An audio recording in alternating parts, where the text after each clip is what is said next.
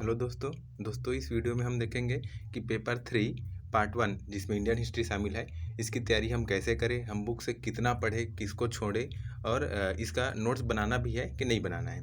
तो दोस्तों इस वीडियो को देखने से पहले चैनल को सब्सक्राइब कर लें और वीडियो को ज़्यादा से ज़्यादा शेयर करें। जैसे दोस्तों मेरे पास है दृष्टि आइज क्विक बुक का इंडियन हिस्ट्री, जो मैं पहले भी आपसे इसके बारे में चर्चा कर चुका हूँ। तो देखिए इसमें हमको पढ़ना क्या है। सबसे पहले तो आप अपने पास सिलेबस रखें, सिलेबस के साथ साथ एक हाईलाइटर रखें और जो जो आपका टॉपिक क्लियर होते जाता है उसको हाईलाइट करते जाएं। अब जैसे प्रीलिम्स और मेंस में तैयारी करने का तरीका थोड़ा अलग रहता है। जैसे हम प्राचीन भारत, ये सोर्स वगैरह इसको आप पूरा छोड़ देना है, मेंस के लिए ये नहीं है। सिंधु घाटी सभ्यता में आप जो प्रीलिम्स में जो फैक्ट वगैरह पढ़े रहते हैं, फैक्ट तो आपको नॉर्मल देखना है, लेकिन इतना भी नहीं कि क्या कौन सा जगह किस ईयर खोजा गया, ये सब आपको देखना नहीं है। जैसे सिंधु घाटी सभ्यता की नगर योजना, ये आपका पढ़ना है क्योंकि मेंस ओरिएंटेड है।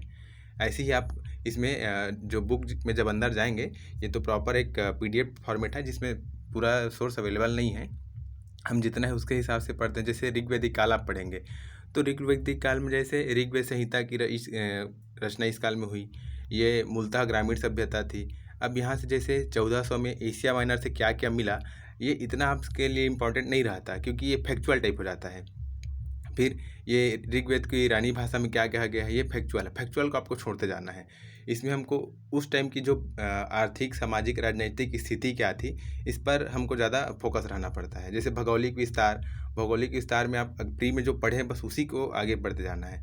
अब यहाँ विद्वान है, उन्होंने आर्यों का मूल निवास स्थान क्या माना है, ये अभी करंट में 2 नंबर के आसपास में क्वेश्चन पूछ से दिया जाता है, लेकिन फिर भी आपको ज़्यादा नहीं, मैक्स मुलर, बाल गंगाधर तिलक, ये 2-3 जो बड़े बड़े हैं बस इन्हीं का याद रखना है, बाकी का याद रखने की ज़रूरत नहीं है। फिर जैसे हम 6ठी शताब्दी पहुँचते हैं तो आपको महानगर, जनपद, राजधानी, ये विशेष याद रखने की ज़रूरत नहीं है, प्री का फैक्ट हो जाता है। इसमें आपको देखना है कि काशी, कौशल, इसके बारे में 2-2 लाइन। इसके अलावा मेन आपको देखना है मगध साम्राज्य के उदय के कारण क्या थे, मगध साम्राज्य का विस्तार कहाँ तक था। फिर प्राचीन भारत में विदेशी आक्रमण, ये आपको छोड़ देना है। ये धार्मिक आंदोलन, इसमें आपको देखना है कि उत्पत्ति के कारण क्या है। तो उत्पत्ति कारण आपको दिया है, बस आपको पूरा लाइन टू लाइन रट के नहीं जाना है, समझ करके जाना है। तो नवीन धर्मों की उत्पत्ति के कारण आपको देखना है। प्रमुख धार्मिक आंदोलन, जैन धर्म, बौद्ध धर्म को अच्छे से देख लेना है क्योंकि सिलेबस में डायरेक्ट है और यहाँ से क्वेश्चन अच्छा खासा पूछा जाता है, लेकिन 2 नंबर तक ही ये सीमित रह जाता है। फिर ये जैसे हम आते हैं मौर्य साम्राज्य, साहित्यिक साक्ष्य क्या क्या है। तो प्रीलिम्स में आप में जो पढ़े बस पढ़े रहेंगे, उसके अलावा इसमें ज़्यादा विशेष देखने की ज़रूरत नहीं है क्योंकि मौर्य साम्राज्य का जब साक्ष्य पूछता है तो वो छत्तीसगढ़ के हिस्ट्री के हिसाब से पूछता है। तो CG की हिस्ट्री में हमको कहाँ कहाँ क्या क्या मिला, इसके हिसाब से हमको देखना है। ये प्री का फैक्ट हो जाता है।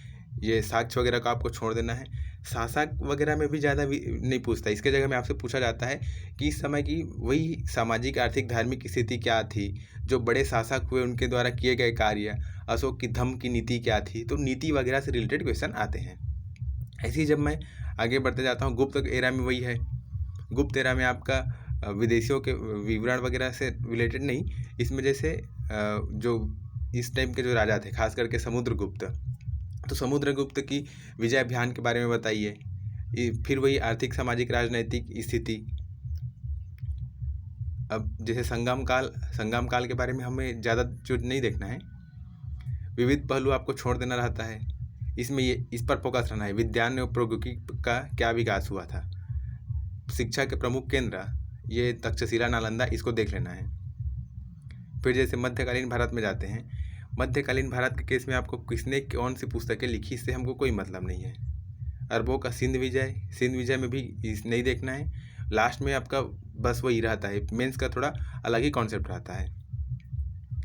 फिर जैसे मैं अगर आता हूँ ये सूफी एवं भक्ति आंदोलन, इसमें आपको देख लेना है कम से कम ये जो सिलसिला है, तो हर एक सिलसिले से, जैसे कादरी सिलसिला है, जकारिया सिलसिला है, तो इसमें जो सिलसिले चले हैं, इसमें कौन कौन से संत हुए थे, उन्होंने किस किस क्षेत्र में काम किया था और उनकी विशेषताएं क्या थी, इस पर आपको फोकस रहना है।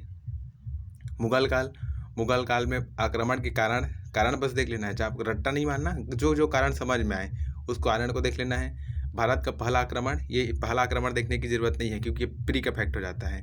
पानीपत का प्रथम युद्ध देख सकते हैं कि युद्ध में हुआ क्या, किनके किनके बीच लड़ा गया, उसका रिजल्ट क्या निकला, सेकेंड, थर्ड, ये सब ये पानीपत से रिलेटेड आप देख सकते हैं। इसके अलावा मुगल एरा में ही, मुगल काल में जब से अकबर के है, तो अकबर के केस में जब हम पहुँचते हैं तो वहाँ पर उसके द्वारा जो चलाए गए इबादत खाने की स्थापना की गई थी, मजहर की घोषणा की गई थी, सुलह-ए-मुल्क नीति अपनाई गई थी, इसको देखना है। मनसबदारी प्रणाली क्या थी, इसके बारे में हमको देखना है। तत्कालिक जो चित्रकारिता में क्या विकास हुआ, अंतरिक्ष क्षेत्र में क्या विकास हुआ, साहित्य में क्या विकास हुआ, इन सबको देखना रहता है। फिर मराठा एरा में आते हैं। मराठा एरा में आपको ये जैसे संधि है, संधि में कौन सी, पुरंदर की संधि, तो इस संधि के प्रावधान क्या क्या थे, ये डायरेक्ट पूछा जाता है इस केस में। सूरत की संधि क्या थी, इस पर आपको फोकस डालना है। इस नहीं पूछा जाएगा कि बताइए शिवाजी को पुरंदर में कब घेरा गया था, शिवाजी ने कब राज्य अभिषेक कराया था, कि शिवाजी ने अफजल खां की हत्या कब की थी, इस पर आपको फोकस नहीं रहना है, वो प्री का कॉन्सेप्ट हो जाता है। संधि वगैरह में ये समझने वाली चीज़ है, इसने इतना चीज़ ये हुआ था करके। जैसे अष्टप्रधान, तो अष्टप्रधान में कौन कौन थे, उनके कार्य लिखिए, ये मराठा एरा से पढ़ना रहता है। विविध छोड़ देना रहता है, प्री का कॉन्सेप्ट है। आधुनिक भारत, आधुनिक भारत में ये नवीन स्वायत्त राज्य, इस केस में जैसे देखेंगे तो हैदराबाद, बंगाल, इसमें थोड़ा मतलब ऐसा है कि 2 नंबर 4 नंबर में आए तब लिखते बन जाए, 4 से अबव इसमें से नहीं आता क्वेश्चन कि हैदराबाद के बारे में बताइए, बंगाल के बारे में बताइए। और जनरली ये तो छोड़ने का विषय है, ये जो हैदराबाद बंगाल है, ये यहाँ से क्वेश्चन बनता है। भारत में यूरोपियों का आगमन, तो इसमें हमको पढ़ना क्या है कि बताइए भाई, जो यूरोपीय थे उन्होंने अपनी प्राइमरी जो प्राथमिक कोठी वगैरह है वो कहाँ कहाँ स्थापित किए, 2 नंबर से रिलेटेड क्वेश्चन। अंग्रेज़ों और जो अन्य यूरोपीय शक्तियाँ थे उनके बीच में संघर्ष, क्या कारण था जिसके कारण अंग्रेज विजयी रहे और अन्य यूरोपीय शक्ति एक एक कर से के भारत से बाहर चले गए, तो ये कारण वगैरह पर हमको चर्चा करना रहता है। फिर इसी में ब्लू वाटर पॉलिसी रहती है, जैसे हम यूरोपियों का आगमन रहते हैं तो इसमें एक ब्लू वाटर पॉलिसी चलती है जो बुक में दिया है, वो क्या थी, ऐसी एक नीति वगैरह का इसमें पूछा जाता है। फिर अंग्रेज़ों की भारत विजय, ये संघर्ष वगैरह, आंग्ल फ्रांसीसी संघर्ष, प्रथम कर्नाटक युद्ध, तो कारण देख लेना है आपको, किन के बीच हुआ, रिजल्ट क्या निकला। सेकेंड को भी ऐसे देखना है, थर्ड को भी ऐसे देखना है।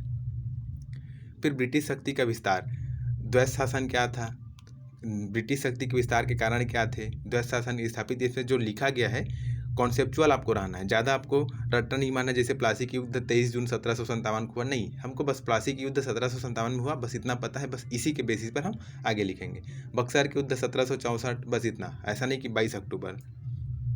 फिर जैसे आगे हम चलते हैं, ब्रिटिश शासकों की आर्थिक नीतियों में उनका प्रभाव, इसको तो आपको देखना ही है, जिसमें हमने कृषि वगैरह के लिए रैयतवारी व्यवस्था हमारे यहाँ चलती है, स्थायी बंदोबस्त की नीति यहाँ हमारे यहाँ चलती थी।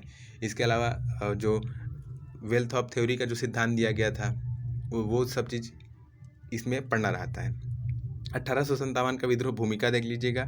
कारण में आते हैं, आपको ये नहीं देखना है कि लॉर्ड डलहौजी द्वारा विलय किए गए राज्यों का क्रम क्या था, ये प्री का है, इसको आपको पूरा का पूरा छोड़ देना है। बस कारण, राजनीतिक कारण क्या थे, तो ये वेलिजल्ली की सहायक नीति, डलहौजी की हड़प नीति, जिसके कारण भारतीय राजा पंगु हो गए, उन्हें उनकी जो क्षेत्रों से उनसे बेदखल कर दिया जा रहा था, ये इसके राजनीतिक कारण हो जा रहे हैं।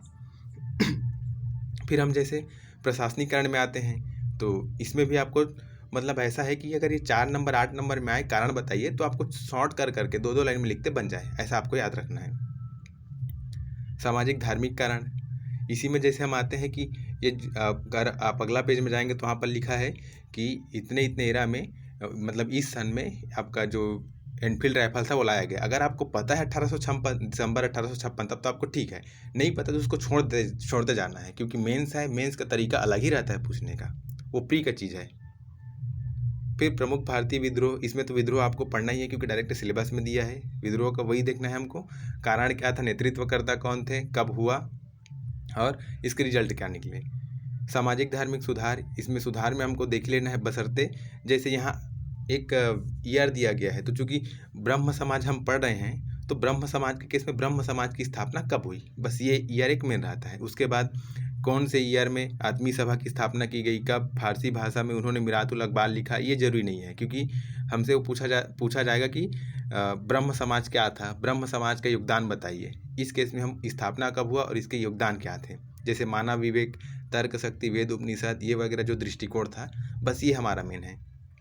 इसने क्या किया, तो हिंदू धर्म की कुरीतियों, सती प्रथा, बहुपत्नी, वेश्यागमन इत्यादि का घोर विरोध किया, ये सब इसमें पढ़ना रहता है हमको। फिर भारत में राजनीतिक चेतना का विकास, इस केस में आधुनिक शिक्षा का विकास, तो इस आधुनिक शिक्षा में हमको 1813 से स्टार्ट कर देना है कि 1813 में जो 1 लाख रुपए इसमें दिया गया था कि भारत में शिक्षा पर खर्च करना है, वहाँ से आपको स्टार्ट कर देना है। उसके बाद शिक्षा के क्षेत्र में कई कई वुड्स डिस्पैच जैसे सबसे पहले आता है। उसके अलावा हंटर कमेटी की स्थापना होती है। तो जो विभिन्न कमेटियां बैठती हैं शिक्षा से रिलेटेड, सबके बारे में कम से कम आपको 4 नंबर का लिखते बन जाए 60 वर्ड में, ऐसा आपको याद रख लेना है कि किस कमेटी ने क्या सुझाव दिए।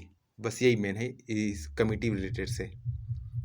फिर कांग्रेस की स्थापना के पूर्व राजनीतिक संस्था, तो इसमें हमको याद रखना है कि कांग्रेस की स्थापना के बारे में कौन कौन से मत थे, सेफ्टी वालों मत, तो क्या था मत, ये क्या पर हमको पढ़ना है, किसने दिया ये अलग, वो प्री का फैक्ट हो जाता है, लेकिन मत क्या था ये मेंस का फैक्ट है।